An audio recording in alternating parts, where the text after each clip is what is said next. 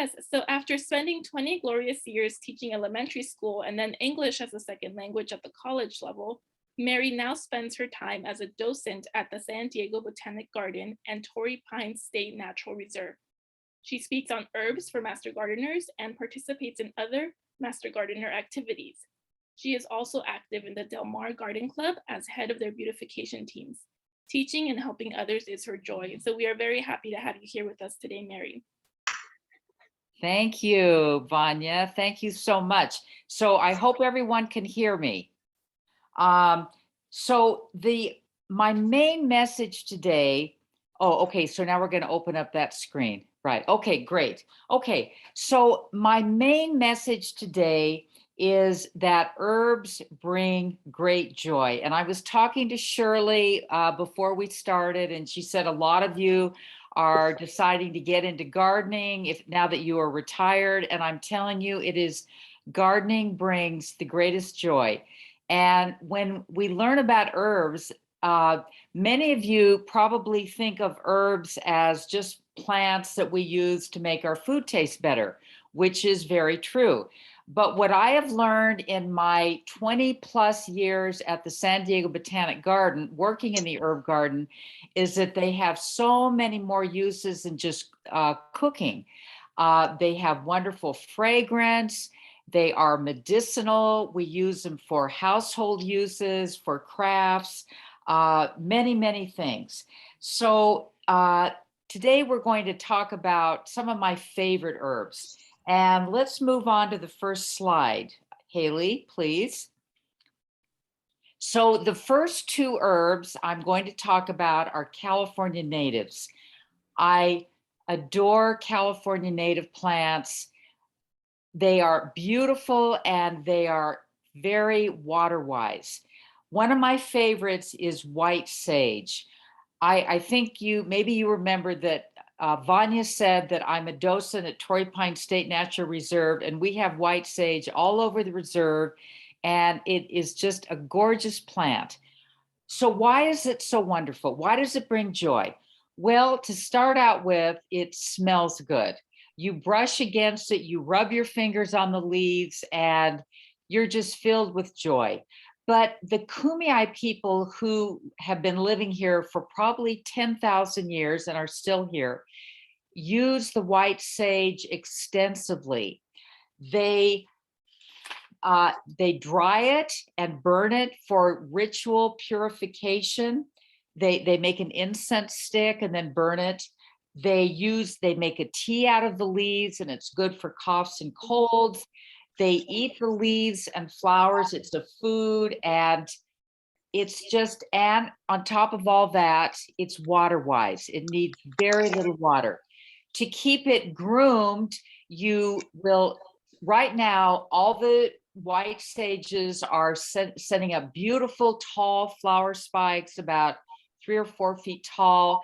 And when they're all through blooming, you want to cut those way down, and then that will encourage the plant to be bushier.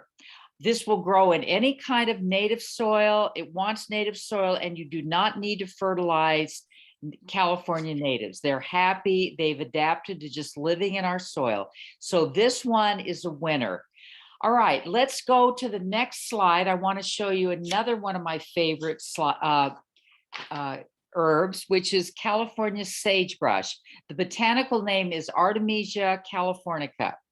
Right now, if you take a hike anywhere in Southern California, you're going to brush against this amazingly fragrant plant.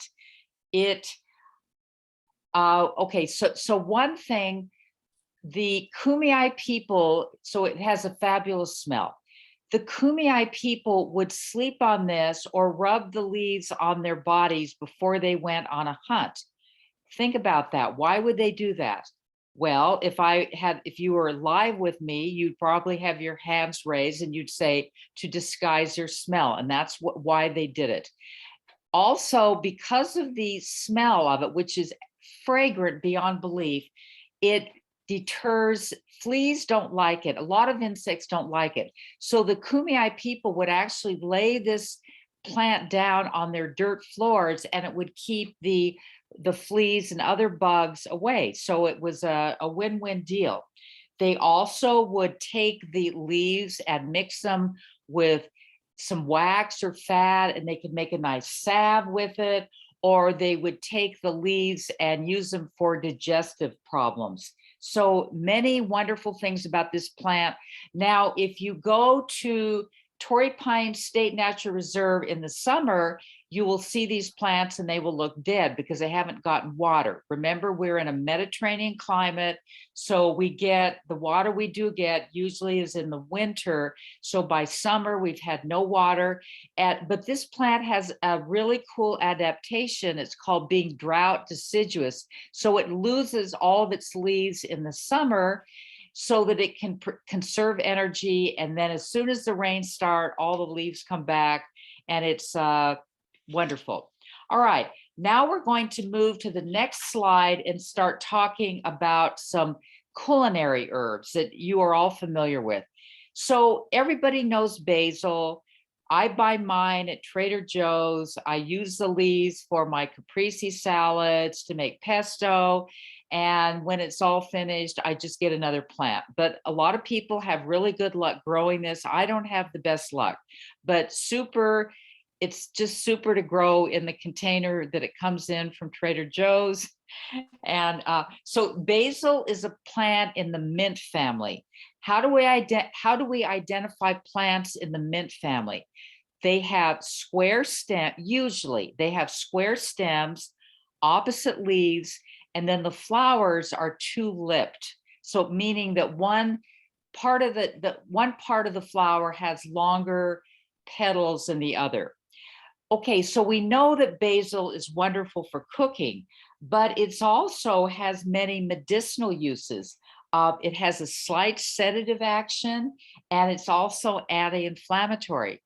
Furthermore, in India, in Ayurvedic medicine, they use holy basil, and it's highly prized.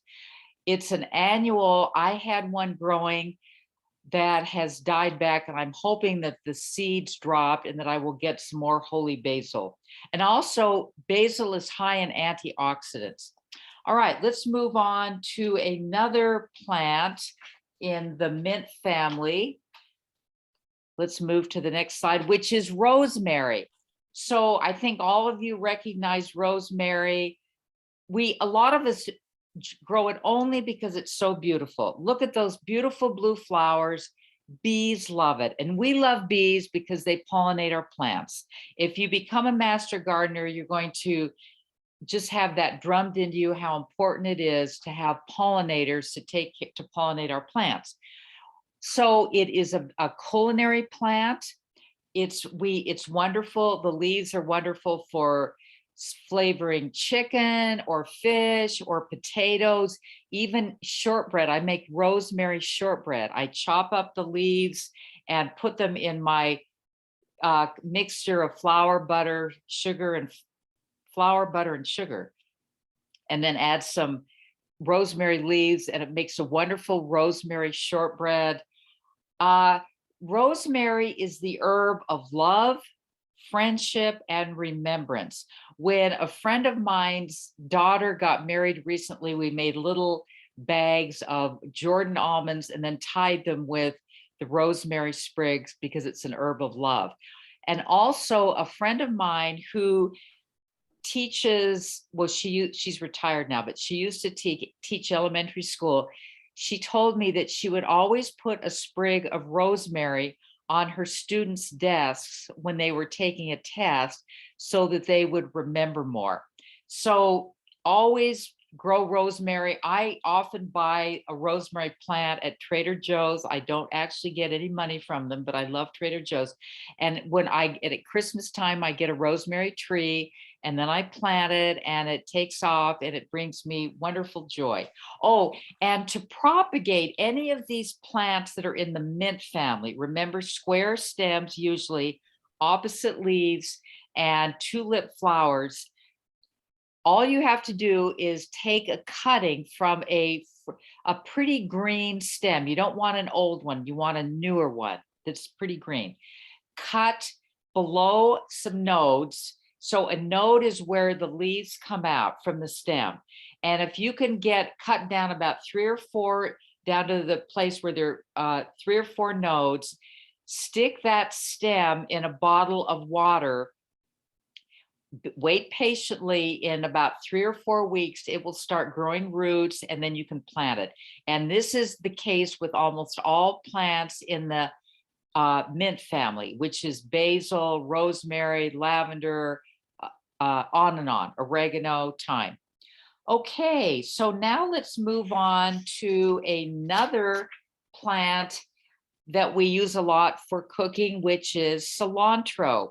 What's interesting about this is that, and this is mostly a culinary herb, but the leaves are called cilantro and the seeds are coriander. And in ancient Egypt, coriander was considered an aphrodisiac. So there you go. It's not just for cooking.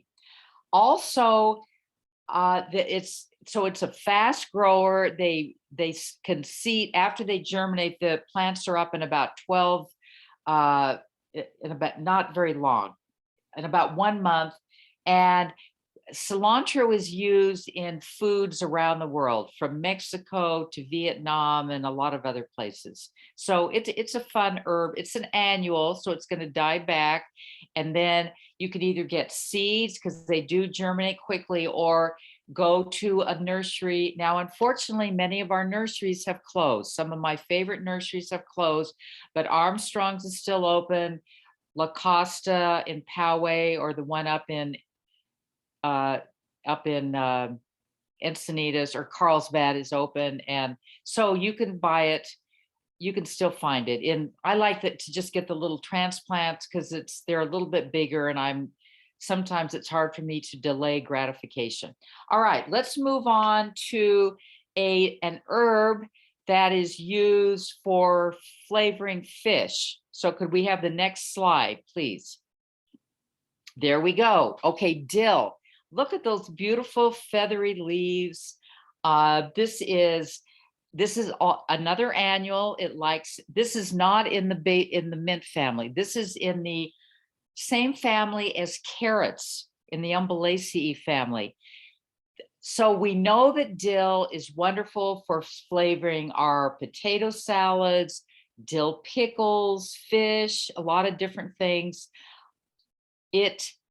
So we know about the culinary uses, but also it gets a very pretty umbel. The flower is called an umbel, which is just like the carrot that the carrot gets. And you can actually pick that and dry it and use it in a wreath or in a vase on your table. Also, butterflies love it. So there we go. All right, let's move to the next slide. And this next one is in the same family as dill. This is fennel. So with fennel, you can eat all parts of it. You can eat the roots, the stems, and the leaves. And side by side, dill and fennel look very similar. How do we tell the difference?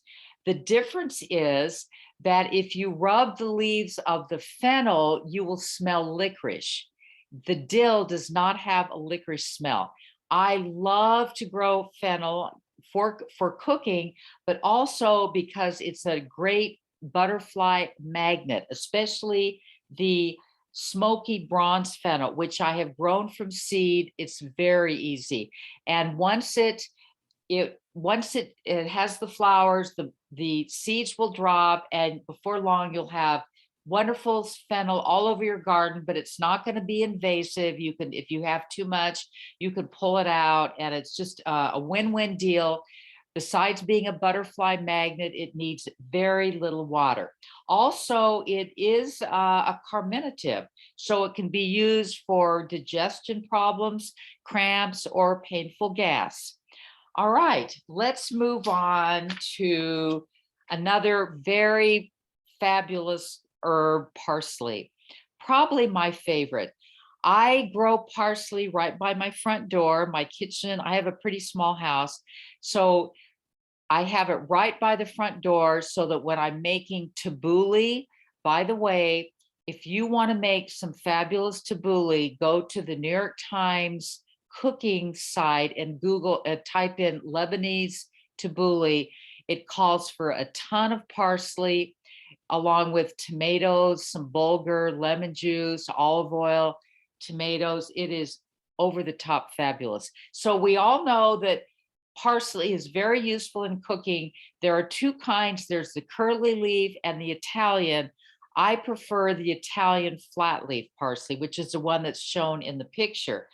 Also, it is medicinal. It can help an upset stomach. And if you are running out to a meeting and you have forgotten to brush your teeth, just grab a few leaves of parsley, chew them, and it cleans, it freshens your breath. So it's a win-win deal. All right, let's go to the next slide, which is mint. Okay, mint is, oh my goodness, mint comes in so many different flavors. There is chocolate mint, mojito mint, lemon mint, lime mint, everywhere, all different kinds. And you can buy all these mints out at a fabulous nursery called Pearson's Gardens, Pearson''S Gardens. And they're in Vista. Google them. From where I live, I'm pretty close to UCSD. It's about a 35-minute drive, but well worth it. The prices are not cheap, but the people there are very knowledgeable. And if you're looking for a rare and unusual herb, you will find them at Pearson's. So anyway, the caveat about mint is that it can be very invasive. So keep it in, I don't like to plant it in the ground. I plant it in a pot. And it's very happy there. Mint does need more water than a lot of the mint plants in the mint family from the Mediterranean, but it's well worth. I mean, well, mint is it is a mint. Well, mint, it's in the Lamiaceae family, but this is one plant that does require a little bit more water. It's pretty happy in shade, or it'll take sun or part sun. So I think I mentioned that it's good for gastrointestinal issues, and spearmint is very good in iced tea. All right, let's move to the next herb, which is, now we're going to go back to, well, we're still in the mint family. This is oregano. We all know about oregano. It's great for pizzas and spaghetti sauce. It's used in Greek cooking, Italian, and Mexican, and others. But the Greek oregano can get to be 6 feet tall. So we know it's useful for cooking, but did you know that essential oil of oregano has antifungal, antibacterial, and antiseptic properties? So it's not just for cooking. And furthermore, you can put the leaves in potpourris, or you can use the flowers, you can dry them, and they're very pretty in wreaths.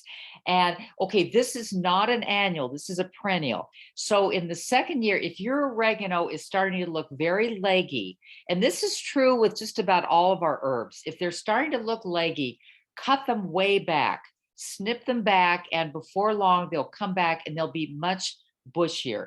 So, okay. And also bees and butterflies love oregano. All right, let's move to another plant in the mint family, which is thyme. If you have the opportunity to go out to Pearson's Gardens, you will find out that there are so many different kinds of thyme. There's caraway thyme, lemon thyme, lime thyme, woolly thyme, elephant thyme. So first of all, thyme is wonderful for cooking. In fact, I once read that if you are cooking something and you feel that your dish that you're making needs a little pizzazz, when in doubt, you're not quite sure what to use, when in doubt, use thyme. And I have found that really works. I just go out I keep my thyme in pots right on the patio by my front door. I just snip off a sprig of it, of the thyme leaves. I don't bother. I just put the whole sprig of thyme in my pot of stew or soup, whatever, and let it cook. And then the leaves just fall off. And then I just fish out the thyme stem. Okay, now, so we know that it's very useful for cooking. But did you know that in Germany, if you get an upper respiratory infection and you go to the doctor, they will tell you the first thing to do is to drink some thyme tea. And it's nice if you drink it with honey and lemon and a little ginger, and then put in a sprig of thyme. And they say that it is as useful, it helps as much as starting a regime of antibiotics. And we all know that we take way too many antibiotics. So it's really good to try the thyme tea. Try that one first. Okay, so let's see. Also, I mentioned woolly thyme. Woolly thyme is a ground cover that has a soft, fuzzy leaf, a little pink flower, and wants almost no water. And you could buy that at Home Depot and just buy a few pots of it. It'll start growing. Remember, not too much water. And then you can start picking off the stems and planting them elsewhere if you want to have fill in a whole area. Oh, and another thing I wanted to mention to you as a master gardener, probably the most common way that we kill our plants is to over water them. Really. So many, and all the plants I'm talking about today, just about all of them do not require too much water because they're from a Mediterranean climate. A lot of them come from the Mediterranean, some are from Africa, some are South Africa. Anyway, so don't overwater your plants and don't use too much fertilizer. If you use, and also try to only fertilize with organic. If you get the other stuff, triple 14, whatever, it's all petroleum based. We don't want to use more petroleum products than we have to. And the plants, see, really, when you fertilize, you are fertilizing the soil. That's what you want to do. In fact, here's another thing to remember.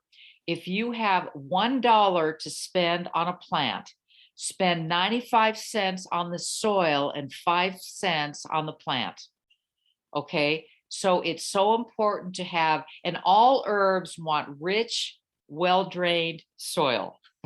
Okay, so you're probably going to, depending on where you live and what you have, you're probably going to have to go and get some enrichment. Compost is indispensable. Compost is awesome, and also mulch. I recently got a huge load of mulch from Agri-Services, which is way up in Oceanside. Spent quite a bit of money, maybe $300 on it. The best investment I've ever made. My plants are going crazy. It killed all the weeds, but I made sure that I had all the weeds out first. But really go for the mulch. Or make your own mulch. Okay, all right. I sort of got off on a little tangent, but that's very important. Okay, let's go to one more plant. Let's go to the next slide, which is lavender. Lavender comes from the Mediterranean area in Europe. It's just, what's not to love about it? The fragrance. Many people grow it just for the fragrance. You brush against it, you pick the flowers, you bring them into your house, and the smell lasts for years. Absolutely can last for years.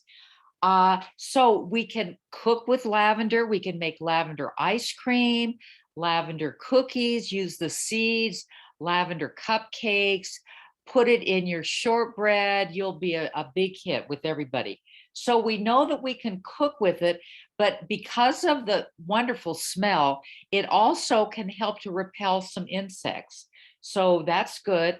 It's water wise. It needs very little water. In fact, all the lavender that I have growing is on the edge of where I irrigate. It does not want, if I put it right near a sprinkler, it's going to die. It wants very little water. In fact, most of my lavender is growing in my paths, not in the soil part, but and I have pebble paths, and it likes that loose, well-drained soil. Lavender really does like very loose, sandy soil. All right, so Did you say tea? Pardon? Is it good for tea? It's good for tea, absolutely. Yes, thank you for asking that. And you can use it in sachets. The lavender grosso is good for that. And also if you want a long blooming one, you want to get the lavender dentata, which is, you can buy that everywhere. Home Depot, Armstrong's. Dentata, because it comes from the French word tooth, which is dent. So if you look at the leaves of the lavender dentata, it has little edges that look like teeth. So that's an easy one to remember. Okay, so let's move on now to a plant that is coveted by people who do Thai cooking. All right, so next slide. Am I remembering correctly that my sister-in-law makes lavender lemonade? That would be wonderful. Yes, that would be fabulous. Yes, do it. Just put the whole stem in, yeah, the flower stem, put it in. Good question. All right, do we have another question? No? Okay, all right. Lemongrass. Oh, I wonder how many of you do Thai cooking, because if you do Thai cooking, you must have lemongrass. And is this plant easy to grow? Let me count the ways that I love it. First of all, it is water-wise, needs very little water. If you do research on this plant, you will read that it needs full sun. That is not true. I grow mine in the shade and it's as happy as can be.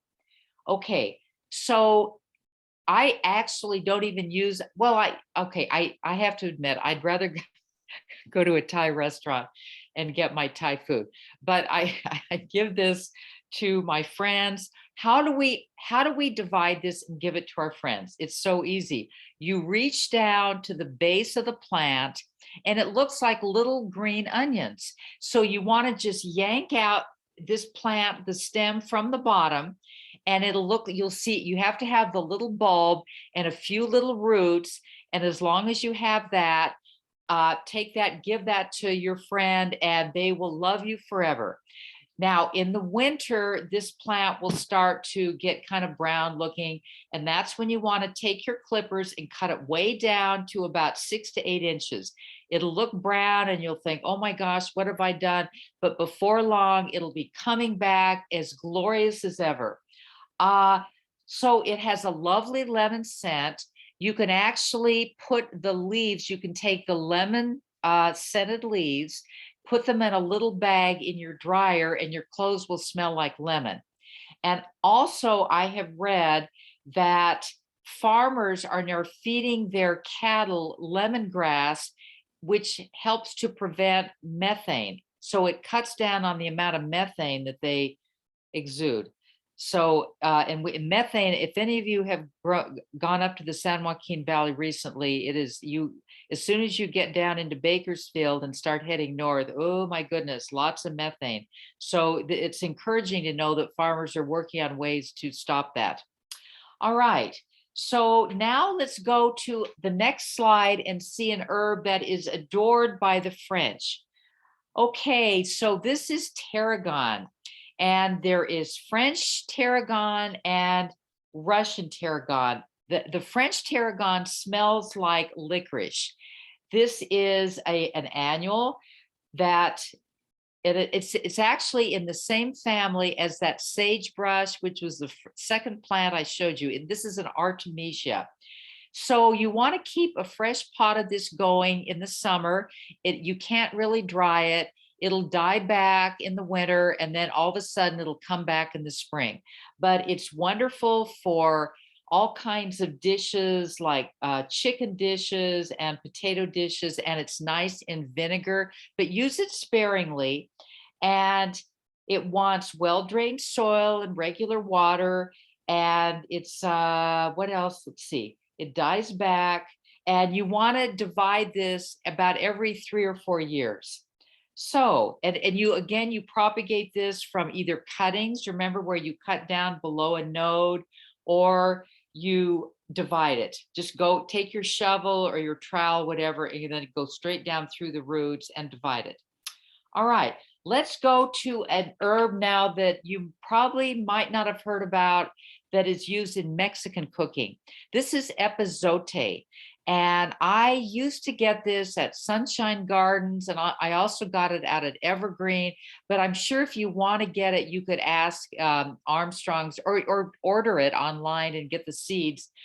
But so Epizote is one of the essential herbs used in Mexican and Central American cooking. They put this in their beans, which is supposed to stop you from getting gas, okay? And also has a long history of being used as a remedy for internal parasites.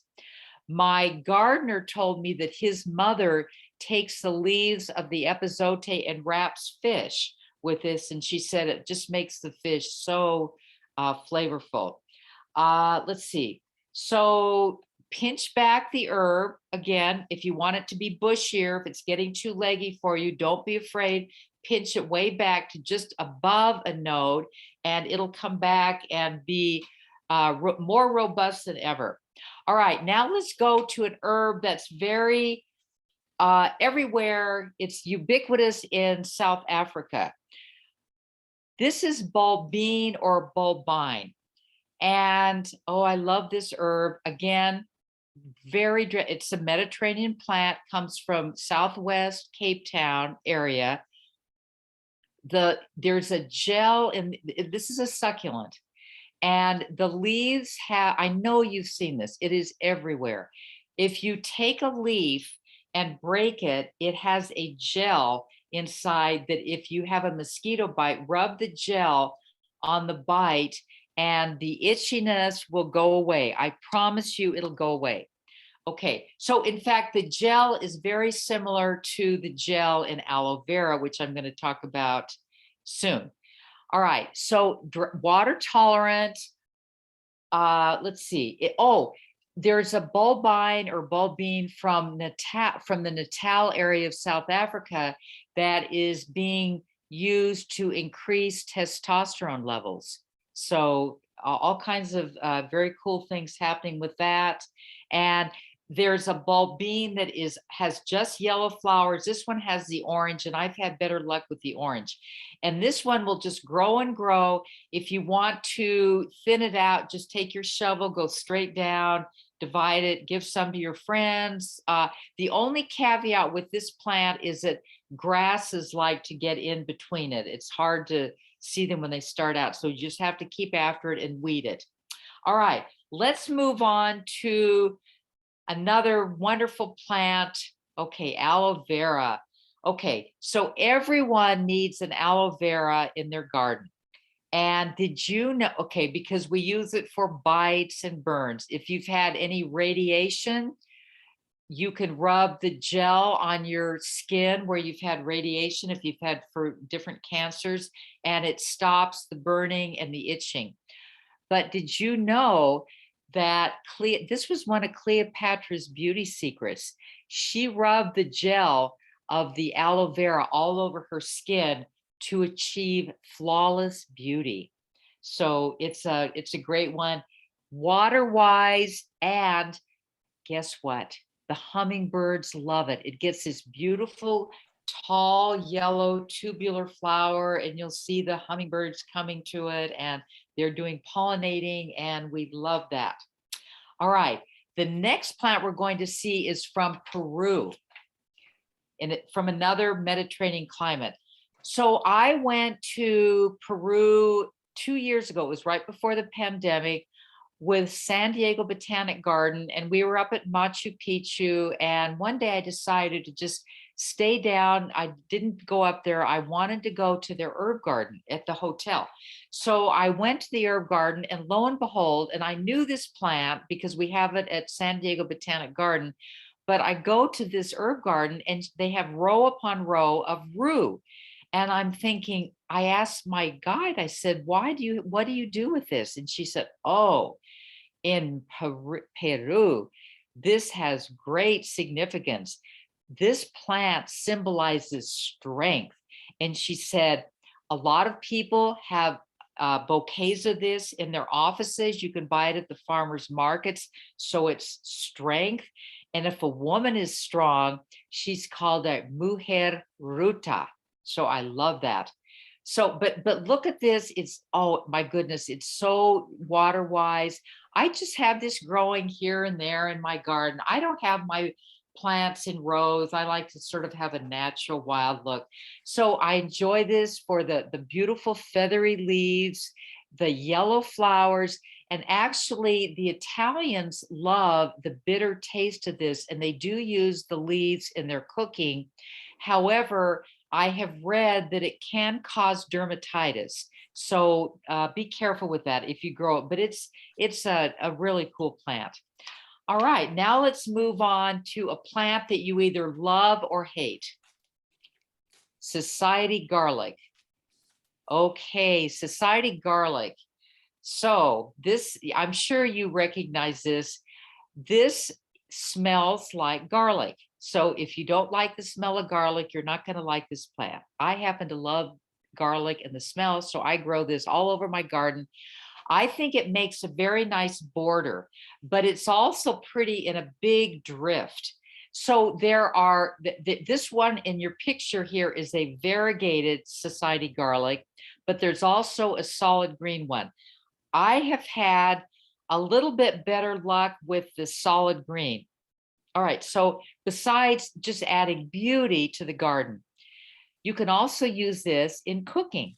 So if you really want to impress your friends and let them think you're Martha Stewart, take a bagel, toast a bagel, put some cream cheese on it, and then top it with a beautiful lilac flower from the society garlic, and they'll think, oh my goodness, you are awesome, you are amazing. And also it's very nice in a salad, and the bees love it. It's easy to divide. You know, again, to divide it, just stick your shovel in the ground and dig out what you want, move it, or give some to a friend. So that's a big winner. And now we're going to an herb that is useful for migraines. If you get migraines, this is Feverfew. What a darling this is. Okay, and you can buy this, you can get this at Armstrong's. It looks a lot like chamomile and it's related, but this is Feverfew. Why do I love this? Well, look at those. This is in the daisy family. So you have the daisy flowers. It is so water wise. This one would rather grow in my paths where there's no water than grow right in the beds where I do have some irrigation, but not a lot. And I only irrigate occasionally because I'm really trying to save water. But anyway, so the Feverfew, the cool thing about this, besides just creating charming beauty, if you are prone to getting migraines, you can either chew the leaves, 1 to 4 leaves, and it's supposed to keep migraines away. And I've talked to people who said that it really does work. Or if you don't want to chew the leaves just by themselves, you can make it into a sandwich, put some bread and butter, put the leaves on top and eat that. So the bees love this. It requires almost no water. When it starts looking brown, you take your little clippers, you cut it way down to the ground, and so this is a perennial. This will absolutely come back, but then it'll also send little seeds around, and before long, you'll have these cute little Feverfew plants growing everywhere, and you'll be so happy. All right, now let's move to the next slide and see a plant that is, look, related to Feverfew, and this is chamomile. This is also in the daisy family. So we all know that, I think we all know that chamomile, the flowers are used to make a very calming tea. And I know a lot of people, my sister drinks chamomile tea every night before bedtime, and she said it really helps her to sleep. Okay, the main difference is in the leaves. So the Feverfew leaves are wide and sort of lobed, and the chamomile leaves are narrower. So there is Roman chamomile and German. The Roman chamomile is actually a perennial, and you can grow that as a grass, a lawn substitute. I visited a garden that had it. It was about 4 or 5 inches tall, and it was very charming. And she said it required almost no water. This was a garden in Rancho Santa Fe. Now, the chamomile that we use, the flowers that we use to make the tea, is German chamomile.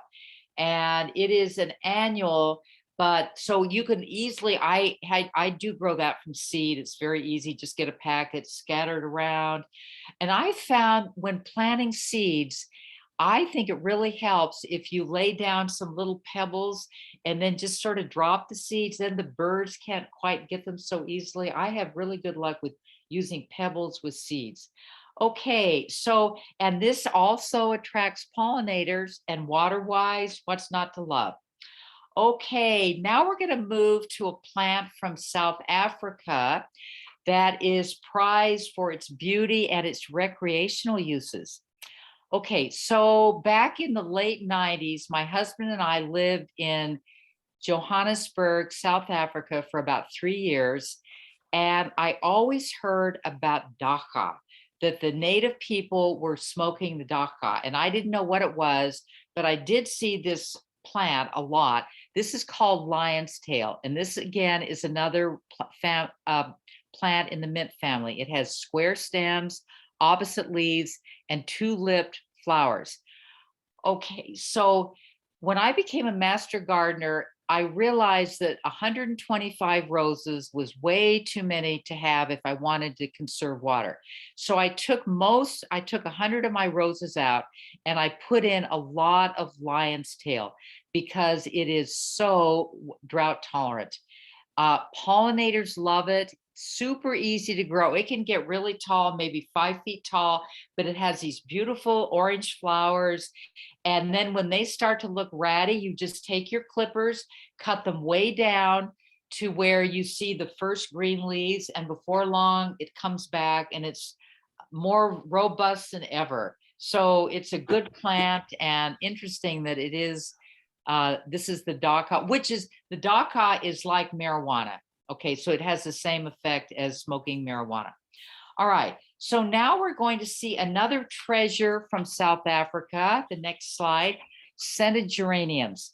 Oh my goodness, there are so many different geraniums, scented geraniums. These are all from South Africa. This one is rose scented. There's lime scented, lemon scented, rose scented, chocolate scented, mint. Okay, why is this plant it's so easy to grow? First of all, it is so easy to propagate. Remember I told you about pinching down, about going down about 3 or 4 nodes and cutting right below the node where the leaves are. And you could just take that stem, and you don't even have to root it, just stick it in the ground and it'll start growing. I have this on a hill. I have a hill that has a lot of natives, but not total. And we have just put the stems of the rose scented geranium in the ground. They have just made this beautiful bank of pink flowers. It's gorgeous. Okay, why else do I love this? Because it has this one has a beautiful rose scent. And when I used to belong to the Rose Society, there was just too much going on. So, but when we would we would create rose bouquets for people at Thanksgiving time.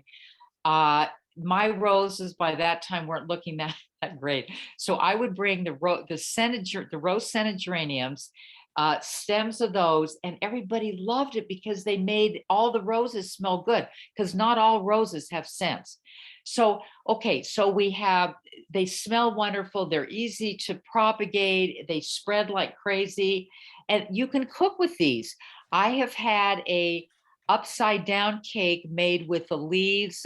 This was a master gardener who had an herb. We had a little herb get together, and he took a 9 by 13-inch pan. He took the leaves. I don't know which scented geranium it was, but he laid the leaves down. He took the yellow cake mix, poured it in the pan, baked it, and then he inverted it. And here we had these beautiful leaves on top of the cake. Let's see. Also, it's supposed to be an antidepressant, the scented geranium. So it's just a winner through and through. Oh, and the best lemon scented geranium is called Maple Gray. We have it at San Diego Botanic Garden. And I talked to Shirley earlier, and I am really looking forward to touring you through the garden, and I will show you the maple, well, I'll show you everything.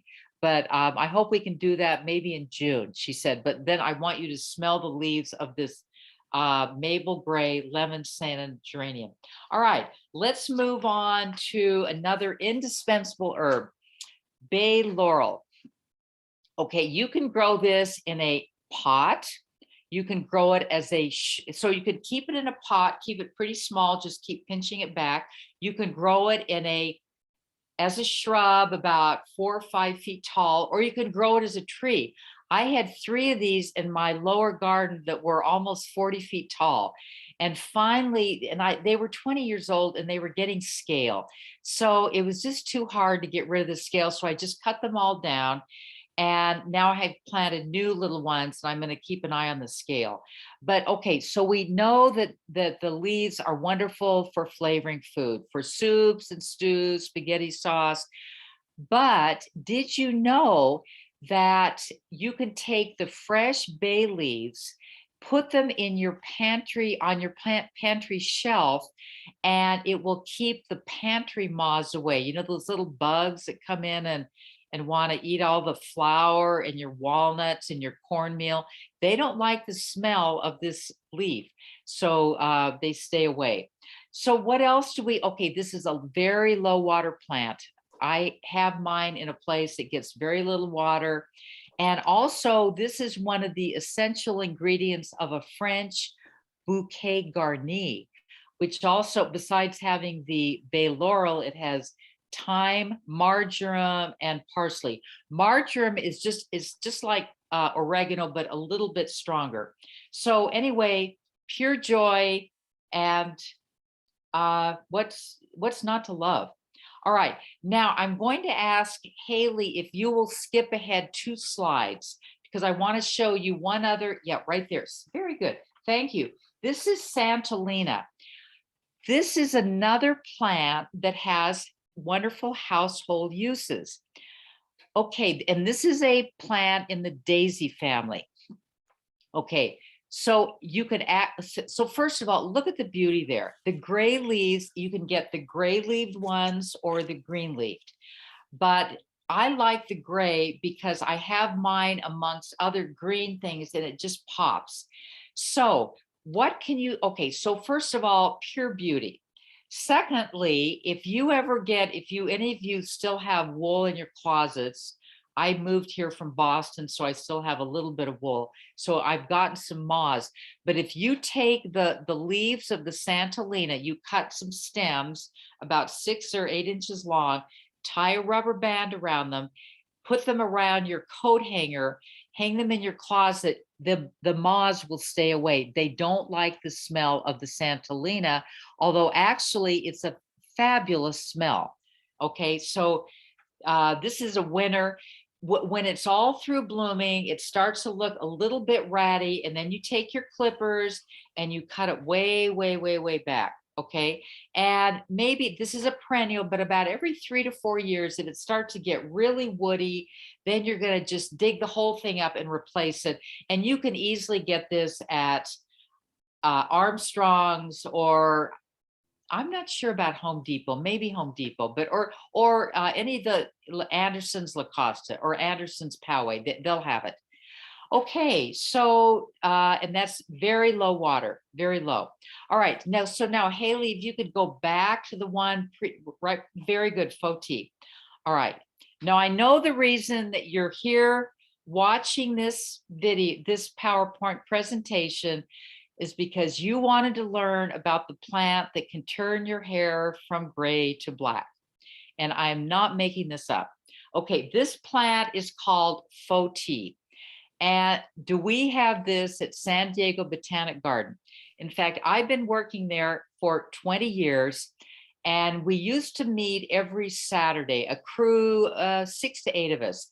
And one day we arrived and we noticed that the Faux Tea, it's a vine, it was growing everywhere. It was trying to choke out the ginger. It was starting to grow up the ginkgo biloba tree.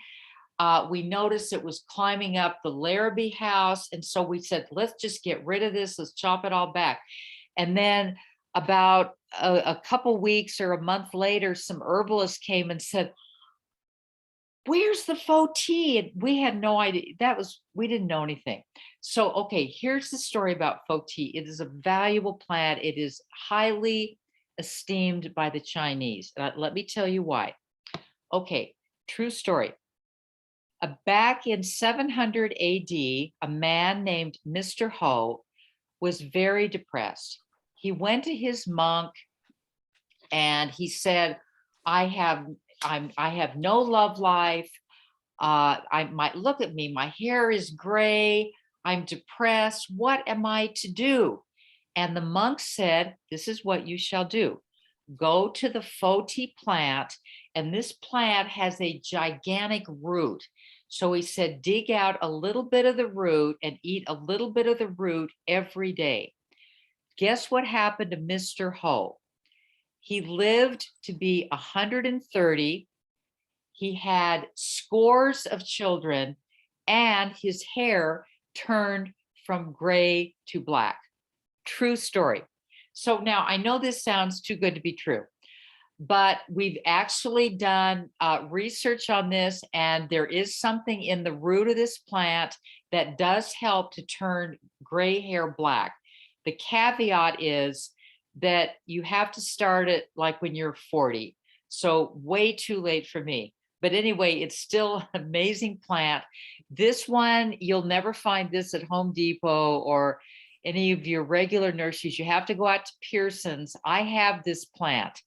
I keep it. Okay, now this is a very important thing. If you decide to buy this plant out at Pearson's, I keep mine in a galvanized bucket with holes in the bottom, because this is, remember I told you that it starts taking over the whole world. So you want to keep it in a pot where it cannot escape and take over the world. It does, it likes shade and regular water and some fertilizer. But if it's just, when you come to the garden, I will show you this plant, and I will show you how it's, again, trying to get into the sewer. It's gotten into our sewer lines at the garden, into our gutters. It's quite a mess.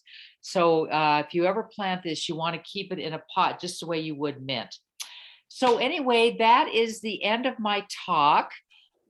I just really enjoyed this. Oh, okay. Well, there's one more plant, and that is Salvia discolor. Look at this beautiful beauty from Peru.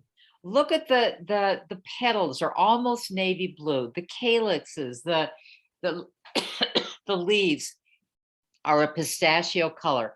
What's amazing about this plant is that it has, and this is in the mint family. It has the two, here's a good way to really look at the flowers. One is longer than the other.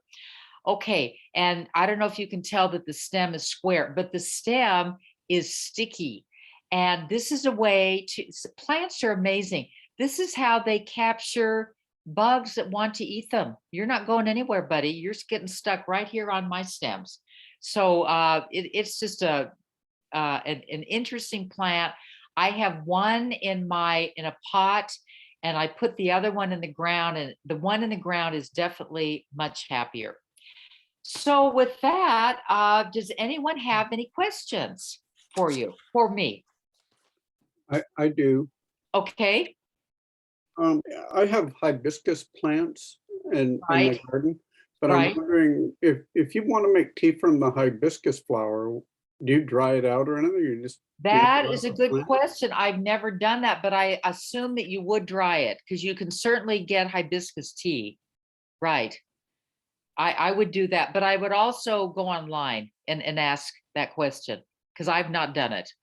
And then another question I have, I went to the dump a few weeks ago, and they have, the compost there is much, much better than it was a few years ago. Yes. But I'm wondering if you've ever had any experience that it maybe has quite a bit of eucalyptus in it, number one, and number two, I haven't been mixing it with very much dirt, sand, or other soil. I'm wondering what you think about using it straight.